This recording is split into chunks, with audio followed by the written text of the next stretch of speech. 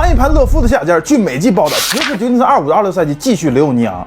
交易得到尼昂后，爵士的阵容名单上达到16人，乐福即将被买断。有消息称，乐福本人更相信洛杉矶或者纽约这种大球市。纽不纽约不知道啊，但如果洛杉矶2选1，那这剧情走向我是觉得没啥悬念，非常熟啊。虽然我非常想看到与老詹重聚的画面，但是乐福大概率是去快船了。再看两队阵容大名单和薪资空间，同为14人，那湖人距离第一奢侈线110万，快船则是120万。由于第一土豪线硬帽的限制，两队都没有薪资空间直接签下乐福，只能先裁人或者交易球员腾出空间。湖人我觉得已经没人可裁了，除了新加盟的球员，后卫线文森特这是常规轮换，那布朗尼是流量密码，这俩不能动。克内科特和克莱伯属于湖人后续操作的薪资匹配筹码，不可能为了一个30岁的老将打乱计划，除非湖人先进行交易腾出空间。还有湖管，目前我认为已经不会有老友重聚的情怀主义了，湖人已经不是老詹的球队了。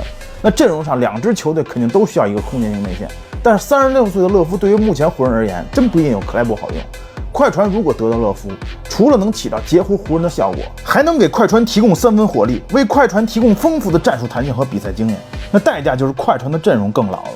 本身快船纸面阵容实力也优于湖人，乐福想再搏下总冠军的概率肯定更高。别忘了，快船还有卢指导，也一样是老友记啊。最后看看乐福还有多少油。那上赛季在热火场均出战10分钟，场均5.3分、4.1个篮板、1个助攻，3分命中率35.8%，BPM 值0.4是生涯最低。那目前能拿得出手的，也就是一手3分和防守经验了。你们觉得乐福的下家会是哪儿呢？咱评论区聊一聊。